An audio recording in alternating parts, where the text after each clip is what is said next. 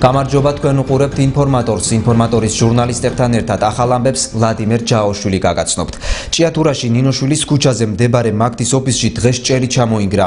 ოფისი 4 სართულიანი კორპუსის პირველ სართულზე მდებარეობს. მომხდარის შესახებ მობილური ოპერატორის კომპანიის თანამშრომლებმა დილით სამსახურში მისვლის შემდეგ შეიტყვეს. დილის 9 საათზე სამსახურში მისულ მაგდის თანამშრომლებს ინვენტარი განადგურებული დახვდათ. ოფისში ჭერი ჩამოინგრა აღნიშნული შესახებ ოფისის თანამშრომლებმა კომენტარი არ გააკეთეს. პირად საუბარში კი აცხადებენ, რომ სიგნალიზაცია 8 საათსა და 40 წუთზე ჩაირთო. ჩამონგრევაც სავარაუდოდ მაშინ მოხდა. ამ დროს ოფისში არავინ იმყოფებოდა. ოფისის თავზე საცხოვრებელი კორპუსი მდებარეობს. ციფრული მაუწყებლობის სააგენტომ 2014 წლის მუშაობის შემაჯამებელი ანგარიში წარმოადგინა. სოციალურად დაუცველი ოჯახები 2015 წელს ეგრეთ წოდებულ set-top box-ებს უფასოდ მიიღებენ. ამის შესახებ ეკონომიკის მინისტრის მოადგილემ ციფრული მაუწყებლობის სააგენტოს მუშაობის შემაჯამებელი ანგარიშის პრეზენტაციისას განაცხადა. მისი თქმით, მაუწყებლობის ახალ ფორმატზე გადასვლა მედიის განვითარებას ხელს შეუწყობს. ამასთან მოსახლეობას უფრო ბევრი და ხარისხიანი არხების უფასოდ წვდომის საშუალებასაც მისცემს. როგორც დიმიტრი ქუმსიაშვილი აცხადებს, ამ ეტაპზე საზოგადოებრივი მაუწყებლისთვის შესაბამისი ინფრასტრუქტურის შექმნაზე მუშაობა მიმდინარეობს, თუმცა ძირითადი სამუშაოები დასასრულს უახლოვდება. 2015 წლიდან საქართველოს მაუწყებლობის ახალ ფორმატზე უნდა გადავიდეს. არსებულ ანალოგურ მიწისზედა მაუწყებლობას ციფრული ჩაანაცვლებს. პროექტის განხორციელება საერთაშორისო სატელეკომუნიკაციო გაერთიანების წევრი ქვეყნების, მათ შორის საქართველოს ვალდებულებაა. საქართველოში ანალოგური მაუწყებლობის გათიშვის თარიღად 2015 წლის 17 ივნისი განისაზღვრა. სახელმწიფოს მხრიდან განსახორციელებელი შესყიდვების ნაწილი დასრულებულია, შესაბამისად ახლა მიმდინარეობს უკვე იმპლემენტაციის ნაწილი. აქ არის რამოდენიმე ძირითადი მოთამაშე, რომლების პასუხისმგებლობა არის გამოკვეთილი, რა თქმა უნდა, თვითონ ეკონომიკისა და მდგრადი განვითარების სამინისტრო როგორც პოლიტიკის წარმმართველი, აქ ჩვენ ყველა ის შესაბამისი ქმედება, ნორმატიული თუ ქვენორმატიული აქტი ჯერ კიდევ თავის დროზე მივიღეთ და განსაზღვროთ ყველა შესაბამისი ვადები, ასევე ტელერადიო ცენტრი, რომელიც იქნება ერთ-ერთი მთავარი მოთამაშე, რომელიც უზრუნველყოფს საზოგადოებრივი მაუწყებლის ეთერში გასვლას და ასევე კომერციული ოპერატორები, რომელიც არის გამარჯვებული აღნიშნულ ლიცენზიებში. მინდა აღვნიშნოთ ციფრული მაუწყებლობის სააგენტოს როლი, რომელიც ძირითადი მოვალეობა იყო ამ ყველაფრის კოორდინაცია, ასევე იმ სოციალურად დაუცველი ფენისათვის ეგრეთ წოდებული set-top box-ების მიწოდება, რომელიც 2015 წელში მიეწოდებათ. რამდენიმე მიმართულებით მის მუშაობა დღეს განიხილებოდა და წარმოდგენილი იქნება პრეზენტაცია მათ შორის სახელმწიფო საზოგადოებრივი მაუწყებლის ინფრასტრუქტურისთვის, ასაგები ინფრასტრუქტურის თაობაზე, მაგრამ პარალელურად მიდის ასევე კერძო ინფრასტრუქტურის აგება. მოგახსენებათ, სტრატეგიის მიხედვით კომისიამ საფულში გამოაცხადა კონკურსი და მასში გამარჯვებული კომპანია აგებს ინფრასტრუქტურას ყველა დანარჩენი ტელემაუწყებლისთვის. შესაბამისად, მისი პროექტის აღსრულების მონიტორინგი მიმდინარეობს დღესდღეობით და იმედი არის, რომ ივნისისთვის საქართველოს მთლიანად გადავა ციფრულ მაუწყებლობაზე. გარდა ამისა, ციფრული მაუწყებლობის ინფრასტრუქტურის შექმნის შესაძლებლობა მიეცათ ადგილობრივ მაუწყებლებს, რაიონებში, რეგიონებში განთავსებულ მაუწყებლებს და მათ უკვე მიენიჭათ ამისთვის სიხშირეები. იმედია, მათაც ყოველგვარი პრობლემის გარეშე შეძლებენ თავიანთი ინფრასტრუქტურების შექმნას და ციფრულ მაუწყებლობაზე გადასვლას. თეატრულუკიანი პარლამენტში და პარტიულ სიებში ქალთა კვოტების დადგენას ემხრობა. პარლამენტსა და პარტიულ სიებში ქალთა კვოტების კანონით დროებით დადგენას პოლიტიკურ პროცესებში მათი მონაწილეობის გაზრდით ხსნის თეატრულუკიანი. ამის შესახებ იუსტიციის მინისტრმა NDI-ის მიერ ორგანიზებულ კონფერენციაზე გავიმარჯვოთ ქალებთან ერთად განაცხადა. მინისტრი ყველა ქალს საკუთარი უფლებების დაცვისკენ მოუწოდებს, თუმცა აქვე აღნიშნავს, რომ მამაკაცების გარეშე აღნიშნული საკითხები არ მოგვარდება. მისი თქმით, ყველა თანამედროვე ტიპის სახელმწიფოში პოლიტიკურ პროცესებში ქალთა მონაწილეობა უმნიშვნელოვანესია. შეხვედრას გიორგი მარგველაშვილი ესწრებოდა. ქვეყნის პრეზიდენტი ქალთა მიმართ განხორციელებული ძალადობის ერთ-ერთ მიზეზად პოლიტიკაში მათი ჩართულობის ნაკლებობას ასახელებს და მისი თქმით, საქართველოში ამ მხრივ მძიმე მდგომარეობაა, რაზეც სტატისტიკური მონაცემებიც მეტყველებს, რომლის თანახმადაც პოლიტიკაში ქალთა ჩართულობის მხრივ მსოფლიოს 150 ქვეყანას შორის საქართველოს 115 ადგილზეა. ყოველწლიური კონფერენციის გავიმარჯვოთ ქალებთან ერთად მიზანია ქალების წინაშე არსებული პრობლემების გადასაჭრელად ინტერპარტიული პლატფორმის შექმნა და სექტორებს შორის დიალოგის წარმოება, ასევე პოლიტიკაში ქალების სათანადო ჩართულობის მხარდასაჭერად ქმედითი ნაბიჯების გადადგმა. ქალთა უფლებები და ქალთა მონაწილეობა პოლიტიკურ პროცესში არის უმნიშვნელოვანესი საკითხი ყველა თანამედროვე ტიპის სახელმწიფოში, ასეა ჩვენთანაც, მაგრამ ამ საკითხს უფრო მეტი ყურადღება სჭირდება ხელისუფლების ყველა შტოს მხრიდან და საზოგადოების მხრიდანაც. ყველა ქალმა უნდა იაქტიუროს ამ უფლებების დასაცავად, მაგრამ რეალურად ჩვენ საქართველოში გვჭირდება მამაკაცები, რომლებიც ქალთა უფლებებზე იზრუნებენ, რის გარეშეც ეს საკითხები ვერ მოგვარდება. მე ძალიან კარგად მესმის, რომ წლების მანძილზე ვარ უმცირესობაში, მაგრამ ხმამაღლა ვაცხადებ, რომ დიახ, მე ვემხრობი იმისთვის, რომ ინსტიტუციური კულტურა შეიცვალოს ჩვენს ქვეყანაში, რომ კანონით დადგინდეს კვოტები ქალებისთვის. პარლამენტში რამდენი ქალი უნდა იყოს და რამდენი ქალი უნდა იყოს პარტიულ სიებში, თუნდაც. ქალების მონაწილეობა პოლიტიკურ პროცესში არის მნიშვნელოვანი, იმიტომ რომ ეს არის რეალურად ქვეყნის ეფექტური განვითარების, ქვეყნის დემოკრატიული განვითარების, ქვეყნის სტაბილური განვითარების წინაპირობა. შესაბამისად, ამ მონაცემის გამოსწორება შინაარსობრივად დემოკრატიის გაძლიერების თვალსაზრისით, მოქალაქეების გადაწყვეტილების მიღების პროცესში ეფექტური ჩართვის თვალსაზრისით არის უმნიშვნელოვანესი. მაგრამ არის კიდევ ერთი მომენტი, რომელიც სამწუხაროდ ჩვენთვის ყველასთვის გახდა კიდევ უფრო ნათელი წელს, ეს არის ძალადობა, რომელიც რაღაც შოკივით წინ დადგა ჩვენი საზოგადოების წინაშე. ის რა კალეიდოსკოპური ვითარება განვითარდა, ტრაგედიები განვითარდა წელს, რომელსაც ჩვენ ყველა უყურებდით და რომელიც ჩვენ ყველას გვაშფოთებდა, მთელი საზოგადოება ფიქრობდა პასუხზე, არა მხოლოდ მიზეზებზე, არამედ ამ პრობლემის გადაჭრის გზებზე. რა არის ჩვენში ისეთი, რაც ასეთ ტრაგედიას დაგვანახებს, რაც ასე გვანახებს ჩვენივე თავს ასეთი უარყოფითი მხრიდან, რომ ჩვენ აღმოჩნდით ის საზოგადოება, რომელიც ასე ძალადობს თავისივე წევრებზე, უფრო ფიზიკურად სუსტი სქესის წევრებზე, ასეთ ძალადობას ახორციელებს. ერთ-ერთი პასუხი ამ პრობლემაზე არის სწორედ პოლიტიკური მონაწილეობის თვალსაზრისით. ჩვენი საზოგადოებისთვის ნამდვილად სირცხვილია, როდესაც 11%-ზე მეტი ქალბატონი არ არის წარმოდგენილი პარლამენტში და იგივე მდგომარეობაა თვითმმართველ ორგანოებში. 9 დეკემბერი ეს არის სწორედ ის თარიღები, როდესაც მთელი მსოფლიო გაერთიანდა ერთი მიზნის გარშემო მეტი ქალი პოლიტიკაში. ვფიქრობ, რომ ყველაფერი უნდა გაკეთდეს, მათ შორის სასჯელის გამკაცრების ჩათვლით იმისათვის, რომ გამოირიცხოს ან მინიმუმამდე იქნეს დაყვანილი ნებისმიერი ტიპის ძალადობა ოჯახში, როგორც ქალბატონებზე, ასევე ვთქვათ, არასრულწლოვანებზე, მოხუცებზე და ასე შემდეგ. საქართველოში მთელი რიგი წარმატებული ქალი პოლიტიკოსი ყავთ, მაგრამ არის უფრო მეტის საშუალებაც, რომ უკეთ იყვნენ ქალები წარმოდგენილები. დღეს ნამდვილად არის ის კიდევ ერთი ღონისძიება, როდესაც ხაზი ესმება ქალთა როლს და მათ პოლიტიკაში მონაწილეობის მნიშვნელობას. ბავშვზე ზრუნვისა და სოციალური რეაბილიტაციის სახელმწიფო პროგრამის ფარგლებში ჭიათურასა და საჩხერის მუნიციპალიტეტებში 27 ოჯახს 1000 ლარამდე ღირებულების საკვები პროდუქტი და საოჯახო ტექნიკა გადასცეს. ბავშვზე ზრუნვისა და სოციალური რეაბილიტაციის პროგრამის ფარგლებში 1000 ლარამდე ღირებულების საოჯახო ტექნიკა და სურსათი ქალაქში მცხოვრებმა რამდენიმე ოჯახმა მიიღო. ჩვენი ჩართულობა ამ კუთხით იყო მნიშვნელოვანი, რამე თუ განგვეხორციელებინა ამ გამოყოფილი ესე რომ ვთქვათ საყოფაცხოვრებო ნივთები თუ პროდუქტები მიგვეტანა ამ მოსახლეობისთვის ადგილზე და გაგვეწია ფაქტიურად ამ კუთხით დახმარება ამ ხალხისთვის.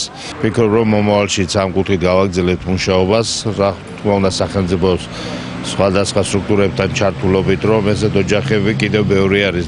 საკმარისი არ არის ნამდვილად ის, რომ მთლიანად ყველა დაკმაყოფილებულიყო, მაგრამ გაგრძელდება ესეთი აქციები და აუცილებლად ყველას გაუწევთ სათანადო დახმარებას. როგორც სოციალური მომსახურების სააგენტოს ჭიათურის სერვის ცენტრში აცხადებენ, პროგრამის ფარგლებში წლის ბოლომდე ჭიათურაში 25 ოჯახი დაკმაყოფილდება. სოციალური მუშაკი პირველ რიგში მიბრძანდება ჩვენ განცხადების საფუძველზე, ამოწმებს ოჯახს რა პრობლემები აქვს, როგორი გაჭირვება აქვს, იმის მიხედვით დგება ოქმის მიხედვით ჩამოდის ზოგზე საყოფაცხოვრებო ტექნიკა, ზოგზე საკვები პროდუქტებია, ეს ახლა დაახლოებით შეადგენს 1000 ლარს. ამ პროგრამამ მიიღო სტარტი წლევანდელ წელს, გაგრძელდება ჩვეულებრივად მომავალ წელს და შესაბამისად იქნება ყველა ოჯახები დაკმაყოფილებული კრიზისულ ოჯახებს რაც შეეხება. ბავშვთა ზრუნვის და სოციალური რეაბილიტაციის პროგრამა საქართველოს შრომის, ჯანმრთელობისა და სოციალური დაცვის სამინისტროს მიერ ხორციელდება.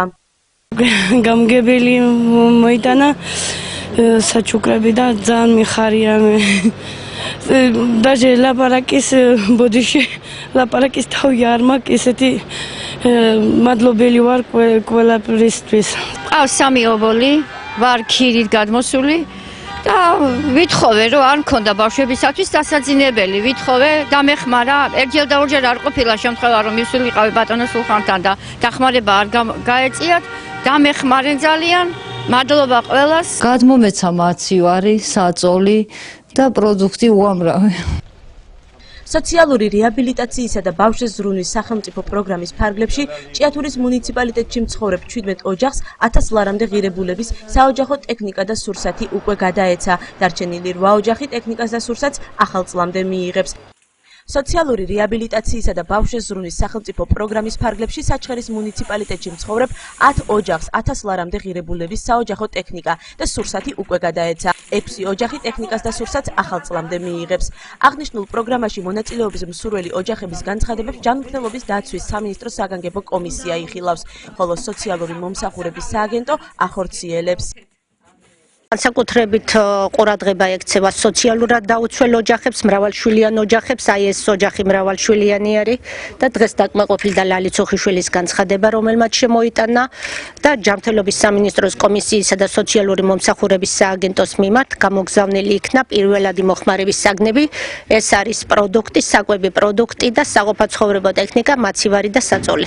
აქცენტი გადატანილი არის ამ პროგრამის მიხედვით საკვებ პროდუქტებზე და საყოფაცხოვრებო ტექნიკაზე. და სამწუხაროდ საჩხერეში და არა მარტო საჩხერეში, საქართველოში ზოგადად ყავს ისეთი ოჯახები, რომლებსაც გარკვეული დახმარება სჭირდებათ. და ზუსტად დღევანდელმა დღემ კიდევ ერთხელ დაადასტურა, რომ ჩვენი ხელისუფლება, სოციალური სააგენტო ზრუნავს ესეთ ოჯახებზე, მსგავსი პროგრამა გაგრძელდება მომავალშიც, რაშიდაც ჩართული ვიქნებით ჩვენც ადგილობრივი მუნიციპალიტეტი და გარკვეულწილად დახმარებას გავუწევთ ესეთ ოჯახებს. სოციალური მომსახურების სააგენტოს საჩხერის სერვის ცენტრში კრიზისულ მდგომარეობაში მყოფი ბავშვიანი ოჯახებისათვის გადაუდებელი დახმარების შესახებ განაცხადი 16 ოჯახმა შეიტანა. გაზაფხულზე დავკარგე ბებო, ეხლა ხანს დავკარგე მამა. ამჟამად ჩემთან ერთად ცხოვრობს მეზობელი, რომელიც ასე თუ ისე მეხმარება და სოციალური პროგრამით მივიღე დღეს საჩქარი. მესტუმრენ ქალბატონი ნინო და ჩვენი საჩქარის გამგებელი და ძალიან მადლობელი ვარ ამ საჩქრის. ვარ მრავალშვილიანი 6 შვილის დედა. მყავს 5 ვაჟი და 1 ელისაბედი. ვარ უაღრესად ბედნიერი. და მადლობა მინდა გამოვხატო სოციალური მომსახურების სააგენტოს მიმართ, რომ ჩემი მოთხოვნა დააკმაყოფილა. აღნიშნულ პროგრამაში მონაწილეობის მსურველი ოჯახების განცხადებებს ჯანმრთელობის დაცვის სამინისტროს საგანგებო კომისია იხილავს, ხოლო სოციალური მომსახურების სააგენტო ახორციელებს. გასულ კვირას უძვანას მღვიმეში თბილისის სახელმწიფო უნივერსიტეტის პროფესორ მასწავლებლები სტუდენტებთან ერთად იმყოფებოდნენ. რატომ შეიკრიბა ასობით ახალგაზრდა მსოფლიოში უნიკალური აღმოჩენის ადგილზე, ნახეთ ნათია ხვედელიძისა და რამაზ მაჭავარიანის სიუჟეტი.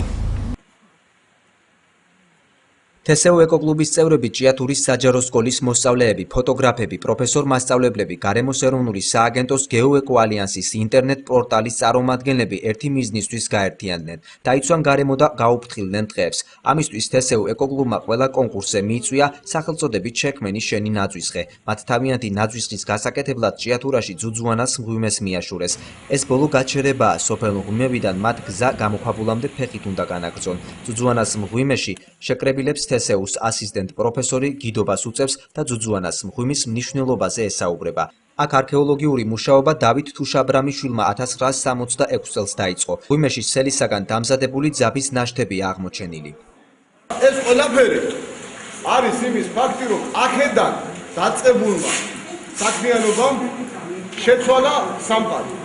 ამის შესახებ ნამდვილად 10 საუკეთესო, ესე ვთქვათ, 10 ფაქტს შორის, რომელიც სოფლიო შეცვალა, სოფლიოში არსებული სიტუაცია შეიცვალა, ფიქსირდება ერთი აი აქ მოხდარი მოვლენა, რომელსაც ქვია ძაფის, ტექსტილის, ანუ სელით პირველი ადამიანი, რომელიც უკვე კერავდა და კერვა დაიწყო. ანუ პირველი კერავები იყვნენ ამ მღვიმეში და ეს ძალიან საამაყო ფაქტია, რომ ჩვენ მოგვიწია ჩამოსვლა. ამ ყველაფრის შესახებ ინფორმაცია თავდაპირველად გქონდა უნივერსიტეტიდან, როცა პირველი აღმოჩენა გაკეთდა ჯერ კიდევ რამდენიმე თვის წინ, მაგრამ მე რატომღაც მიწყდა და ჩვენ ხშირად და ზოგჯერ ვკითხულობდით ხოლმე, მაგრამ არაფერი ინფორმაცია აღარ იყო და სულ რაღაც 2 კვირის წინ ამ დიდი აღმოჩენა დადასტურდა, ეს იყო ძალიან დიდი ბედნიერება, იმიტომ რომ დადასტურდა ის ყველაფერი, რასაც ვარაუდობდით, რასაც გქონდა რაღაცა ამბები გაგებული, მაგრამ არ ვიცოდი ნამდვილად ასე იყო თუ არა.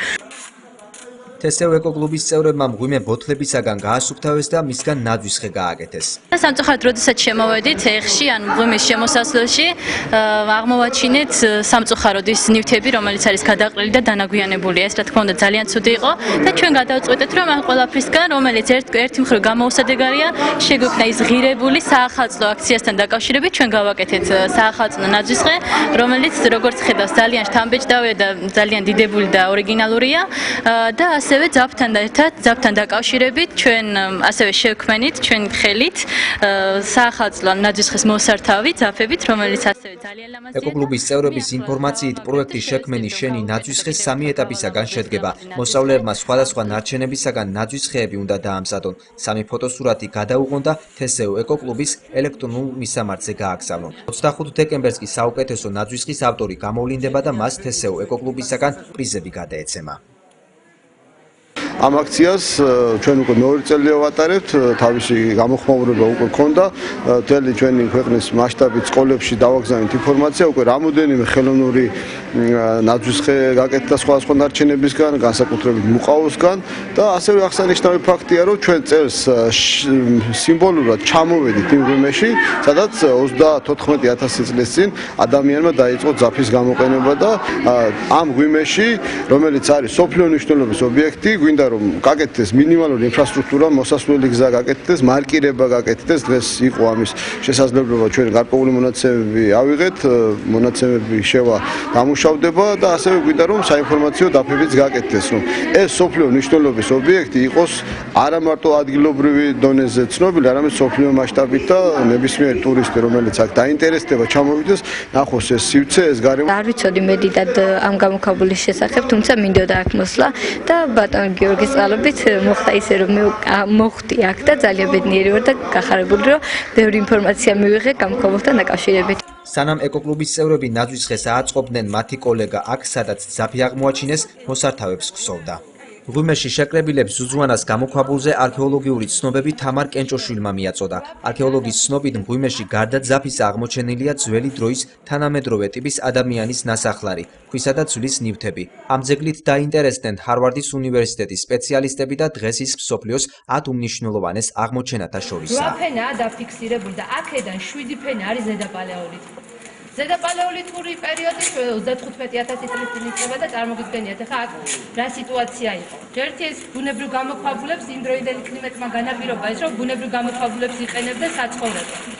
ამ პერიოდში, როგორც გიორგიმ აღნიშნა, ზედაპალეოლითელი ადამიანი, ანუ იგივე გონიერი ადამიანი, Homo sapiens sapiensi, რომელიც იყო და რომელიც შეიძლება სამეცნიერო ლიტერატურაში შევხვდეთ ასევე კრომანიონელის სახელით, ცხოვრობდა ზედაპალეოლითში. მნიშვნელოვანი ეს იმით არის, რომ Homo sapiens sapiens, ანუ ზედაპალეოლითელი ადამიანი, ფაქტიურად არ განსხვავდება დღეს თანამედროვე ადამიანისაგან. თავისი სხეულის და ფიზიკური მდგომარეობის აგებულებით, რა თქმა უნდა, განვითარების ტემპები ჩვენსაც არ შეეძრებოდა მაშინდელი, მაგრამ აქვთ სამუშაო იარაღები. ეს არის უპირველესად ქვის იარაღები და იყენებენ ძვალსაც. აი იმ გათხრები, რომელიც ჩაატარა მაშინ დავით უშაბრამიშვილმა, აღმოჩნდა, თუ თქვენთვის საინტერესო იქნება, გეტყვით რის სიძულები. ეს იყო მურა დათვი, გამოქვაბულის დათვი, ირემი, გარეული ცხენი და ჯიხვი. ხარული ვარ, ჩვენ აქ ჩამოვედით იმისთვის, რომ ვაჩვენოთ ყველა მუზარ თაობას და განსაკუთრებით და ყველა მთელ მოსახლეობას საქართველოს, რომ ნაგავი არ უნდა დავყაროთ და დავიცოთ ჩვენი გარემო და ახალ 2015 წელს შევხვდეთ სუფთა გარემოში. და კიდევ ერთხელ შევახსენეთ ხალხს, რომ არ არის საჭირო ხელოვნური ნაძვისხე, სრულად საკმარისია იმისთვის, რომ ახალი წელი გავითაროთ და არ არის საჭირო ის, რომ გავანადგუროთ ხები სულ რამდენიმე საათის და რამდენიმე დღის გამო და ამისთვის ვემზადებით უკვე რამდენიმე დღეა ძალიან აქტიურად გეგმავთ და დღესაც ძალიან გვიდოდა რომ კარგი გამოგცეთ და მგონი კარგი გამოგვევიდა. ძუძუანას მღვიმის სტუმრები ერთხმად აცხადებენ, რომ მღვიმე ტურისტული განვითარებისთვის მნიშვნელოვანი ადგილია. შოკირებული ვარ, ისეთი მაგარია ეს ძუძუანას მღვიმე. შოკირებული ვარ, იმიტომ რომ შეიძლება ტურიზმის განვითარებისთვის უმნიშვნელოვანესი აღმოჩნდეს ეს მღვიმე. და ძალიან სამწუხარო რომ აქამდე არ ვაქცევდით ყურადღებას. რომ აქ ტურისტებისთვის ძალიან საინტერესო იქნება, მით უმეტეს რომ არის ველური, ესე ვთქვათ, აქ არ არის განათება, არაფერი შესაძლებელი არის მოხვიდე და ათვალიერო. მით უმეტეს იმისა, რომ დიდი ისტორიული ადგილი არის და საინტერესო არის ფოტოებისთვისაც, რომ ეხლა ვიღებდი სურათებს, რომ ჩავალ კიდე კომპიუტერში კიდე უფრო კარგად ვნახავ, თუმცა მგონია რომ ძალიან ბევრი კაი კადრი გადავიღე და და შეემატება ჩემ ფოტოკოლექცია საინტერესო ფოტოები ამ ღვიმის. გარემოს ეროვნული სააგენტოს წარმომადგენლები GPS-ის მეშვეობით ტურისტული მარშრუტის განსაზღვრაზე მუშაობდნენ. ამით ახლა ჩვენ გადმოსახვევიდან, თვითონ სოფლის გადმოსახვევიდან ღვიმემდე მოახდინეთ ღვიმის მარკირება. ეს ხელსაწყო მილიმეტრების სიზუსტით იღებს კოორდინატებს სიმაღლეს ზღვის დონიდან. და აქ რო ამოვედით, სადღაც მარკავდით, ვიღებდით წერტილებს. ამის შემდეგად, როდესაც ჩავალ თბილისში კამერულ პირობებში, დავადგენთ მანძილს გადმოსახვევიდან აქამდე, სიმაღლეს ზღვის დონიდან და სხვადასხვა პარამეტრებს, რომელიც საჭირო იქნება იმ მომენტში. ეს პირველ რიგში კეთდება, იმიტომ რომ ტურისტებისათვის დავდოთ ოფიციალური ინფორმაცია, რამდენი მანძილი არის გადასახვევიდან. ეკოკლუბის წევრებმა ნაძვისხე მორთეს, ახლა სამახსოვრო ფოტოებს იღებენ.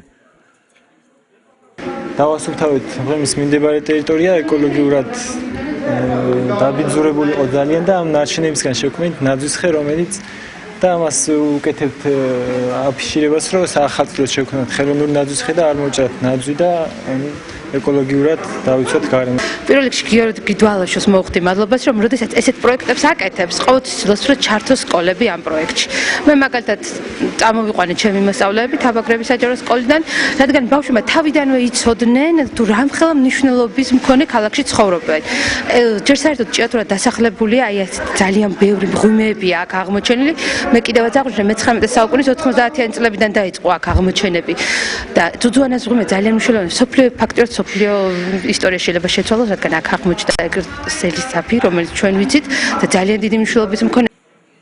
მოგვიანებით ტურის მონაწილეებმა ჭიათურაში ადგილობრივი მოსახლეობა გამოკითხეს და დაინტერესდნენ, სარგებლობენ თუ არა ისინი ბუნებრივი ნაძვისხით.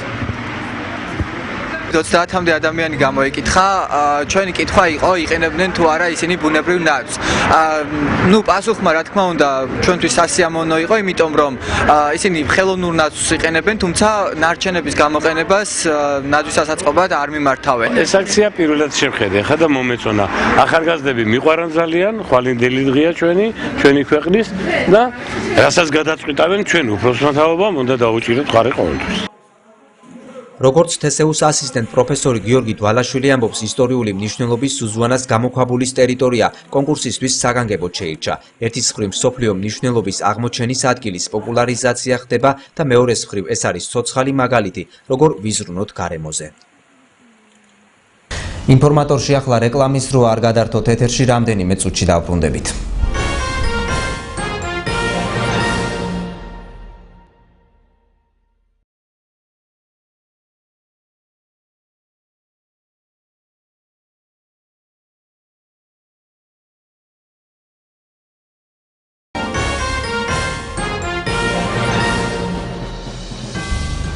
რეკლამის შემდეგ კვლავ ეთერში ვართ, განვაგრძობთ გამოშვებას. წელს უკვე მეორედ საჯარო სკოლის გუნდები ერთმანეთს მხიარულ სპორტულ თამაშობებში შეეჯიბრებიან. მზადება რეკორდ კლუბისთვის უკვე დაიწყო. ჭიათურის მუნიციპალიტეტის გამგეობა, გამგეობის სპორტისა და ახალგაზრდობასთან მუშაობის განყოფილება 27 სპორტულ სკოლასთან ერთად გასული წლის მსგავსად წელსაც აგრძელებს სპორტულ ინტელექტუალურ პროექტს რეკორდ კლუბი. პროექტის პარტნიორი სამაუწყებლო კომპანია იმერვიზია. ამ ეტაპზე პროექტში 14 სკოლის 14 გუნდი მიიღებს მონაწილეობას. საინფორმაციო შეხვედრა გუნდის მწვრთნელებთან უკვე გაიმართა. მოეწყო კენჭისყრაც. უკვე გარკვეულია, ვინ ვისი მეტოქე იქნება. გადაცემებს იმერვიზიის მაყურებელი საახალწლო ეთერში იხილავს. ძალიან მომწონს, კარგია, თუ ხშირად ჩატარდება ასეთი ღონისძიებების შეჯიბრებები, იმიტომ რომ ბავშვები ჩაფლულები არიან კომპიუტერებში, ტელეფონებში და აი ამ ფიზიკური ვარჯიშებისთვის ძალიან ნაკლებ დროს უთმობენ ამას ყველაფერს და ძალიან კარგი იქნება მათი ჯანმრთელობისთვისაც და საერთოდ ქალაქი გამოცოცხლდება, ახალგაზრდობა გამოცოცხლდება. ხელს უწყობს ბავშვებს, რომ სკოლებში დაინერგოს ჯანსაღი ცხოვრება და ეს ტელევიზიითაც რო შუქდება, ესეც ძალიან დიდ სტიმულს აძლევს ბავშვებს ამ სპორტულ ღონისძიებაში და დიდი მადლობა რომ ესეთი კარგი ღონისძიებები ტარდება ჩვენს ქალაქში და დიდი მადლობა ქალაქის მუნიციპალიტეტს. რაც შეიძლება ხშირად ჩატარდეს, უკეთესი იქნება რომ ბავშვების დაინტერესება არის ძალიან ძლიერი, უნდათ ბავშვებს და სტიმული რომ ბავშვი ერთმანეთს შეხვდება, იქ გამოვლინდება ვინ არის ძლიერი, ვინ არ არის ძლიერი, როგორ შეიძლება. ძალიან კარგია რომ სატელევიზიო სივრცეში ბავშვები თვითონ გათამამდებიან და მოუმატებენ თამაშსაც, სწავლასაც. და სხვა თემებით განვაგრძობთ გამოშვებას. ჭიათურაში წელს პირველად გაიმართა ახალგაზრდა კალათბურთელის დავით ბუხრაშვილის სახელობის ტურნირი კალათბურთში. ნახეთ ნათია ხურცილავასა და გიორგი ჯავახიშვილის სიუჟეტში. ფინალურ შეხვედრაზე ერთმანეთს მეოთხე საჯარო სკოლის და კერძო სკოლა ნილემის კალათბურთელთა გუნდი დაუპირისპირდა. შეხვედრა მეოთხე სკოლის გამარჯვებით დასრულდა. მეოთხე საჯარო სკოლამ მეტოქე 18 ქულიანი სხვაობით დაამარცხა. როგორც ქალაქის ასევე სოფლების 16 სკოლა საჯარო სკოლა ღებულობდა მონაწილეობას და როგორც იქნა ჭიათურაში მიექცა ყურადღება იმის რომ კალათბურთი დაუბრუნდეს თავის ადგილს. ჭიათურა განთქმული იყო როგორც სპორტის სხვა სახეობებით ასევე კალათბურთისაც სამწუხაროდ ისე მოხდა რომ ამ ბოლო წლებში კალათბურთს არ აქცევოდა ამდენი ყურადღება და მიხარია და ბედნიერი ვარ რომ დაიწყო უკვე და ყოველწლიური გახდება ეს ტურნირი. მეორე ადგილი ნილემის გუნდმა დაიკავა. მესამე ადგილის მფლობელი კი ბერეთისის საჯარო სკოლის გუნდი გახდა. პირველი ადგილის და დავით ბუხრაშვილის სახელობის გარდამავალი თასის მფლობელი მეოთხე საჯარო სკოლის გუნდი გახდა. საპრიზო ადგილებზე გასულ გუნდებს დიპლომები გადაეცათ. ტურნირი საუკეთესო ჩატარდა. დიდი კარგი ორგანიზატორი ჩატარდა ეს ტურნირი და რა ვიცი, შემდეგში ალბათ ტრადიციული გახდება. საფეხბურთო სკოლის სახელით უნდა გადავცეთ ორივე გუნდი და საუკეთესო გამთამაშების დიპლომები. თითქმის ორი კვირა რაც მიმდინარეობს ეს ტურნირი არის ბავშვების ძალიან დაინტერესება განსაკუთრებით სოფლებიდან. ნორმალური თამაშია ჩვენს განსაკუთრებით სოფლის ორმა სკოლამ, ხრეითმა ბერეთისა და თავისთავად ქალაქის სკოლები ძალიან კლასიკურად და მართლაც ორიგინალურად თამაშობენ, ფაქტის სახეზეა და თავისთავად იგებს ძლიერი. ტურნირის საუკეთესო მოთამაშედ პეტრე გაფრინდაშვილი, ბომბარდირად კი თორნიკე სარალიძე აღიარეს. საუკეთესო მცველისა და გამთამაშებლის ტიტული მოიპოვეს გიორგი და ლადო ცუცკირიძეებმა. საუკეთესო თავდამსხმელი ბაჩუკი ხარაიშვილი გახდა. ჩვენ ვათამაშეთ მეორე საჯარო სკოლას და მოვუგეთ ანგარიში ამახსოვს. ძალიან კარგად მიმდინარეობდა თამაში. პირველ ტაიმში შედარებით თანაბარი იყო, მაგრამ მეორე ტაიმში გავკტეხა მეოთხე საჯარო სკოლა და წავაგეთ თამაში. ჭიათურელი კალათბურთელის დავით ბუხრაშვილის სახელობის ტურნირს საფუძველი წელს ჩაეყარა. ტურნირი 2 კვირის განმავლობაში მიმდინარეობდა. 6 წელია მის მერე გასული მობედური დღის მერე და მე ახლა აღარც ვედოდი ასეთ ამბავს და რომ შემატყობინეს ძალიან ამაღელვებელი იყო და ძალიან განვიცადა. დიდი მადლობა მინდა ყველას, ვინც მიიღო მონაწილეობა ამ ღონისძიებაში და მეტი რამე თქვი. ტურნირის ორგანიზატორები ჭიათურის 27 სპორტული სკოლა და მუნიციპალიტეტის გამგეობის სპორტისა და ახალგაზრდობასთან მუშაობის განყოფილებაა. მათი თქმით, ტურნირი ტრადიციული გახდება. საჩხერის სპორტული კომპლექსი წყალბურთში საქართველოს ჩემპიონატს მასპინძლობდა. ვინ გახდა ჩემპიონატის გამარჯვებული, ნახეთ ჩვენს სიუჟეტში. საჩხერემ წყალბურთის საქართველოს ჩემპიონატს უმასპინძლა ერთმანეთს სხვადასხვა ქალაქის 12 ნაკრები გუნდი ეჩიბრებოდა. პლეი-ოფის შეხვედრებში 4 ნახევარ ფინალისტი გამოვლინდა. მესამე ადგილის დასაკავებლად ერთმანეთს ქუთაისისა და თბილისის ნაკრები გუნდები დაუპირისპირდნენ. საპრიზო ადგილის მფლობელი თბილისის არენა გახდა. ჩვენივე შეცდომების გამო დავისაჯეთ, იმიტომ რომ ის დავალება კარგად ვერ შევასრულეთ, რაც ჩვენი დავალება. თუმცა შემდეგ მოვახერხეთ, რომ გარკვეულად მობილიზაცია მოგვეხდინა შემდეგი თამაშისთვის და დღეს ქუთაისზე თამაშეთ, საკმაოდ დამაჯერებლად მოვუგეთ 4 ბურთით. აქაც გვინდა გარკვეული შეცდომები, მაგრამ საბოლოო ჯამში ბოლომდე კმაყოფილები არ ვართ. ფინალში ერთმანეთს თბილისისა და საჩხერის ნაკრები გუნდები შეხვდნენ. თამაში სტუმრებმა გახსნეს, თუმცა საჩხერის ივერიამ ანგარიში მალევე გაათანაბრა და პირველობას თამაშის განმავლობაში ინარჩუნებდა. საჩხერის ნაკრები გუნდი 2013 წლის საქართველოს ჩემპიონია. ეს კი უფრო მეტი სტიმული და პასუხისმგებლობაა, კარგად გვეთამაშა და მოგვეკო. განაცხადეს სპორტსმენებმა. 2014 წლის საქართველოს ჩემპიონი წყალბურთში კვლავ საჩხერის ნაკრები გუნდი გახდა. მეორჯერ გავხდით საქართველოს ჩემპიონი. შენარჩუნება უფრო ძნელია, ვიდრე პირველად მოპოვება. ძალიან დახარებული ვარ და მადლობა მინდა გადავუხადოს სრულიად ფედერაციის დირექტორს დავით რიგულას და საჩხერის ივერიასაც ძალიან დიდი მადლობა. დაზაბული თამაში იყო, ფაქტობრივად გოლზე მიდიოდა. ვიوار ძალიან მოემზადებოდი თამაშისთვის და შევძლებდა მოვიდა. მეორე საპრიზო ადგილი კი თბილისის ივერიამ დაიკავა. ძალიან დაძაბული თამაში იყო და ძლიერი კონკურენტები ყავდა. ასევე თანაბარი თამაში მიდიოდა და ბოლოს მაინც შეძლეს და მოიგეს. დარბაზში მაყურებელთა ტაში და შეძახილები არ ცხრებოდა. დაძაბული თამაში იყო, ფინალური მატჩი. გულოცავს საჩხერის წყალბურთელთა გუნდს, ივერიას და ვუსურებს შემდგომ წარმატებებს. შარშან საქართველოს ჩემპიონი გახდა საჩხერის ივერია, წერს ცოტა გართულდა კიდევ აი ეს ტურნირი და ამიტაც უფრო არის გასახარელი, რომ ბიჭებმა შეძლეს შენარჩუნება ამ ტიტულის. თამაშ თვალს ბომბარდირი წყალბურთელები ადევნებდნენ. ბიჭები კარგად იყვნენ მომზადებულები, საერთოდ 4-ვე გუნდი, რომელმაც მიიღო მონაწილეობა ფინალურ თამაშებში, შემოსავლით თანაბარი ძალების იყო. კარგი იყო, რა თქმა უნდა, განწყობა ძალიან კარგი იყო, რამდენი მაყურებელი მოვიდა, ყველა ძალიან კარგად კომაგობდა. ამას ყველაფერს ძალიან სერიოზული მნიშვნელობა აქვს ჩვენი სპორტის განვითარებისთვის. ზოგადად საჩხერე ნელა-ნელა ჩამოყალიბდა როგორც ერთ-ერთი ცენტრი ახალგაზრდული წყალბურთის საქართველოში. საქართველოს ჩემპიონატი წყალბურთში საქართველოს საწყლოსნო სახეობათა ფედერაციის ორგანიზებით ჩატარდა. ფედერაციის პრეზიდენტმა გამარჯვებულ გუნდს თასი გადასცა. ფულადი პრიზები მიიღეს საპრიზო ადგილზე გასულმა გუნდებმა. მე მინდა რომ საჩხერეს მოულოცო გამარჯვება. ეს ბიჭები იმსახურებენ გამარჯვებას, იმიტომ რომ ეს ბიჭები მთელი წლის განმავლობაში რაც საქართველოს ჩემპიონატი ჩატარდა, მოგებულებ და წაუგებლად თამაშობენ ამ ტურნირს. მე მადლობა მინდა მოვახსენო სამინისტროს პირადად მინის სპორტის მინის ლევან ყიფიანს ესეთი დახმარებისთვის. მე ვიტყოდი კიდე ეროვნულ ნაკრებზე, ვატყობ რომ ჩვენ გავალთ ევროპის პირველობაზე. პირველ ადგილზე გავედით საჩხერლები. ეს არის დიდი წარმატება. შარშანაც ჩატარდა ესეთი ტურნირი და შარშანელი გამარჯვებულები ვართ და წელს შევინარჩუნეთ ეს ტიტული. მედლები და დიპლომები მეორე და მესამე ადგილზე გასულ გუნდს შინაგან საქმეთა სამინისტროს, საჩხერის რაიონული სამმართველოს უფროსმა და საჩხერის მუნიციპალიტეტის გამგეობის, სპორტისა და კულტურის სამსახურის წარმომადგენელმა გადასცეს. საქართველოს მასშტაბით ჩემპიონობა ცოტა გუნდი თუ ბევრია, საჩხერისთვის დიდი წარმატება აუცილებლად. და ყველაზე კარგი რაც არის, გამოკვეთილი ბავშვები ჩანან საჩხერის გუნდში. წყალბურთში საქართველოს ჩემპიონატი 2000-2001 წლებში დაბადებულებს შორის გაიმართა. ორგანიზატორების განცხადებით ჩემპიონატი ტრადიციულად მომავალ წელსაც ჩატარდება და მას კვლავ საჩხერე უმასპინძლებს. ასეთი იყო ინფორმატორი დღეისათვის. მადლობთ რომ გვიყურებთ. მე მომავალ შეხვედრამდე გემშვიდობებით, ნახვამდის.